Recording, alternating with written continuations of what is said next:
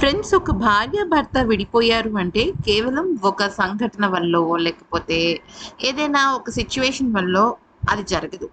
దాదాపుగా వాళ్ళ మధ్య ఎన్నో రకాల ఆ ఒడిదుడుకులు ఎదురయ్యి, ఇక ఒకళ్ళు అంటే వైఫ్ అండ్ హస్బెండ్‌లో ఎవరో ఒకళ్ళకి ఇది అవ్వటం లేదు అంటేనే అలా జరుగుతున్నాయి.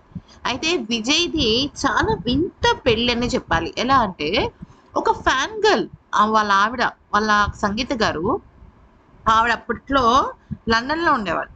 లండన్ నుంచి విజయ్ సినిమాలు చూసి, విజయ్ సినిమాలు నచ్చి ఆయన అపాయింట్‌మెంట్ తీసుకొని షూటింగ్ స్పాట్‌లో విజయ్‌ని కలిసారు.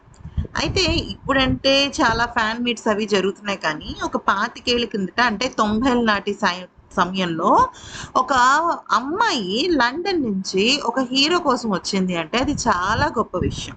అయితే ఇక ఆ క్రమంలో చూసుకున్నట్టయితే విజయ్ తనని చూసి చాలా ఇంప్రెస్ అయిపోయాడు. నా కోసం ఒక అమ్మాయి వచ్చిందని చెప్పి వాళ్ళ ఫ్యామిలీతో పరిచయం చేశాడు. అలాగా ఇరు ఫ్యామిలీస్ చాలా ఫ్రెండ్స్ అయిపోయారన్నమాట. అయితే ఇక ఇప్పుడు విడాకులు రద్దు చేసుకున్న తర్వాత వాళ్ళ జీవితంలో మళ్ళీ సెకండ్ టైమ్ వాళ్ళు కలుసుకున్నట్టే.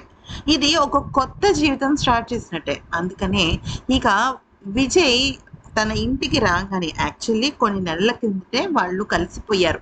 కానీ ఒఫీషియల్‌గా వాళ్ళు విడాకులు రద్దు చేసుకోవటం అనేది నిజంగా అందరిని కూడా ఆశ్చర్యపరిచే విషయం.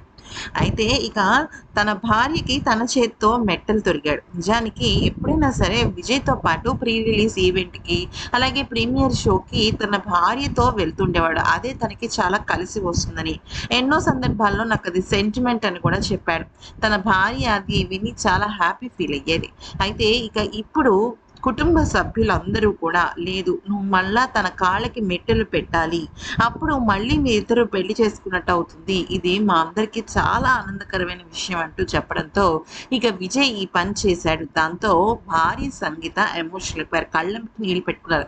ఎందుకనంటే అసలు ఎప్పుడో విడిపోవాలి అనుకున్న వాళ్ళు మళ్ళీ కలవటం అంటే అది మామూలు విషయం కాదు కదా ఫ్రెండ్స్. నిజం చెప్పాలంటే ఇది చాలా గొప్ప విషయం. ఊహించని విధమైన ఒక రోల్ మోడల్ అనుకోవచ్చు. ఎందుకంటే గొడవలు అందరికీ వస్తాయి.